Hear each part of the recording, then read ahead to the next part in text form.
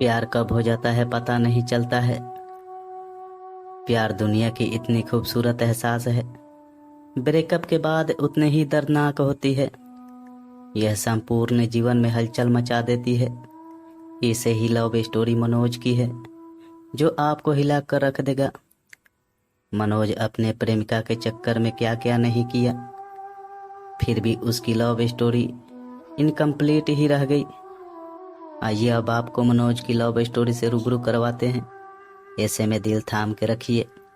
मनोज 10वीं क्लास का छात्रा है।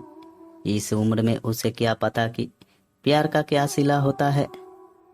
वह एक लड़की को मन ही मन में चाहने लगा था।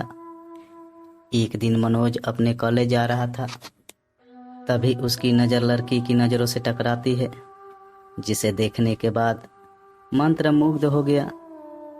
यानी मनोज लड़की को बहुत दिलो जान से चाहता था, लेकिन लड़की का कोई अच्छा रिस्पॉन्स नहीं था। लड़की उसको कोई भाव नहीं दे रही थी। इसके बावजूद मनोज उसका पीछा करता, जैसे कि हर लड़के करते हैं। उसके पीछे पीछे घर तक जाता और स्कूल आने के टाइम वह सज धज के गेट पर मुस्कुराता हुआ वेट करता रहता। इसके बावजूद लड़की उसको इग्नोर कर रही थी।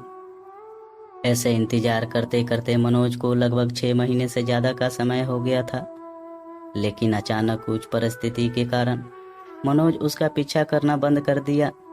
अब लड़की की नज़रें रोज उसको खोजने लगी, लेकिन वह दिखाई नहीं देता। वह पागल सी होने लगी।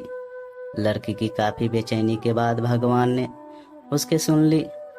मनोज उसको रास्ते में अचानक दिखाई पड़ता है, तो वह उसके पीछे जाकर घबराई सी खड़ी होती है और पूछती है, मनोज कहाँ थे? कोई बात थी क्या? आप मुझसे नाराज हो? मनोज इतना सुनकर फक फक कर रोने लगा। कहा, मेरी माँ का देहांत एक्सीडेंट में हो गया है, जिससे मेरे पैर भी जा चुके हैं। अब ना तो मेरी माँ रही और न ही मेरा पैर।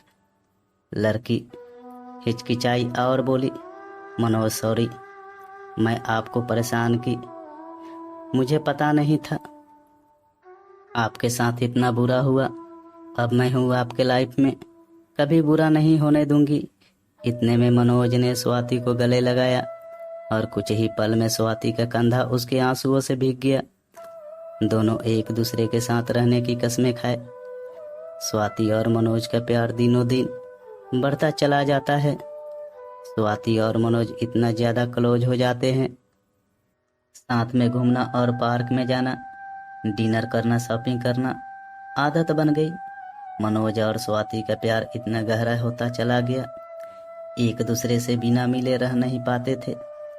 जितना प्यार गहरा होता गया, ये प्रेमी जोड़े समाज की नज़र में आते गए। धीरे धीरे उनका प्यार इतना ज़्यादा हाईलाइट हो गया, लड़की के घर वाले तक बात पहुंच गया और घर वालों को उनका प्यार मंजूर नहीं था। उस लड़की के घर वालों ने उसका कॉलेज जाना भी बंद कर दिए और उसका सेल फोन भी छीन लिए और घर से बाहर भी नहीं निकलने देते थे। एक तरफ स्वाति मनोज के प्यार के लिए तड़प रही थी, उधर मनोज स्वाति के प्यार के लिए तड़प रहा था। वो एक दूसरे के प्यार में इतने मजबूर हो गए थे, सिर्फ एक नज़र देखने के लिए तरस गए थे।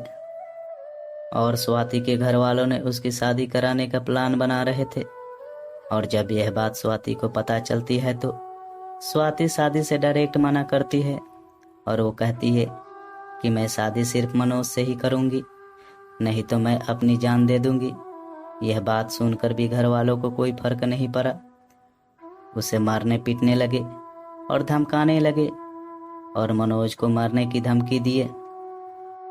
तो इस कारण से शादी से राजी तो हो गई, लेकिन उसके दिलो दिमाग में मनोज ही था। उसके बाद स्वाति ने मनोज को एक लेटर लिखी, जिसमें लिखा था, मेरे प्रिय मनोज, मैं आपको छोड़ना तो नहीं चाहती, पर क्या करूँ, छोड़ना पड़ रहा है। हम पहले किसी से प्यार नहीं किए थे और पहली बार आपसे प्यार हुआ था। मैं आपको आज से नहीं, बहुत दिन से चाहती थी।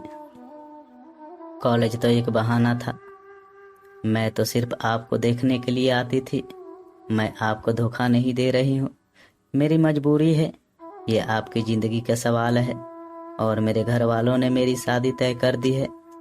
मैं शादी तो नहीं करना चाहती थी, लेकिन मेरी मजबूरी है, क्योंकि मुझे आपकी ज़िंदगी बचानी है और आपको मारने की धमकी दे रहे थे, इसलिए मुझे मजबूरी में शादी करनी पड़ेगी। आप मुझे माफ़ कर देना। आपकी मजबूर स्वाति। उसके बाद मनोज भी स्वाति के लिए एक लेटर लिखता है। मेरे प्रिय स्वाति, मैं तुम्हें कल भी बेइंतहा मोहब्बत करता था, आज भी तुम्हें बेइंतहा मोहब्बत करता हूँ। मैं तुम्हारे प्यार के लिए कुछ भी कर जाऊँगा। अगर आप नहीं तो ये ज़िंदगी किस काम की होगी। हम दोनों ने एक साथ जीने मरने की कसमें खाई थी। तुम ऐसे ही मेरा साथ छोड़कर चली जाओगी। तुमने एक बार भी नहीं सोचा कि तुम्हारे सिवा मेरे ज़िंदगी में कोई भी नहीं है। स्वाति, मैं तुम्हें कभी भी नहीं भूल पाऊंगा। जब तक मेरी सांसें चलेगी तो तुम्हारे नाम से ही चलेगी। वो ज़िंदगी मुझे नहीं चाहिए जिस ज़िंदगी में तुम ना हो। स्वाति, जब से हम तुम बिछड़े हैं तब से मैं तुमसे मिलने की बहुत बार कोशिश की, लेकिन तुम्हारे घर वालों ने मुझे मिलने नहीं दिया। स्वाति, मुझे लगता है कि मेरी ज़िंदगी में खुशी लिखी नहीं है। मेरी ज़िंदगी में तो सिर्फ आंसू ही आंसू लिखी है। अगर तुम मुझे नहीं मिली तो मुझे ये ज़िंदगी भी नहीं चाहिए। और तुम्हारी खुशी जिसमें हो उसमें मेरी भी खुशी है। यह मेरा आखिरी लेटर है। और स्वाति उसका लेटर रो रो कर पढ़ रही थी और उसी दिन उसकी शादी भी थी। स्वाति को मनोज से जुदाई बर्दाश्त नहीं हुई, इसलिए स्वाति ने शादी से पहले ही जहर खा लेती है, जिसके कारण उसकी मौत हो जाती है। और यह सूचना मनोज तक पहुंचती है। मनोज उसकी मौत का सदमा बर्दाश्त नहीं कर पाता है, जिसके कारण वह भी अपनी जान दे देता है। सच्चे प्यार का अधूरा अंत हो जाता है। ऐसे में प्यार करते हो तो जान देने से बेहतर है निभाना सीखो। दोस्तों, क्या इस कहानी में मनोज और स्वाति ने सही निर्णय लिया? क्या दोनों प्रेमियों को मौत के अलावा और कोई रास्ता नहीं मिला? यह पूरी तरह से गलत है। आपके अनुसार दोनों को क्या करना चाहिए था? हमें कमेंट में ज़रूर बताएं। और दोस्तों, अगर ये कहानी आपको अच्छी लगी हो तो मेरे वीडियो को लाइक करके चैनल को सब्सक्राइब ज़रूर कर लेना दोस्तों।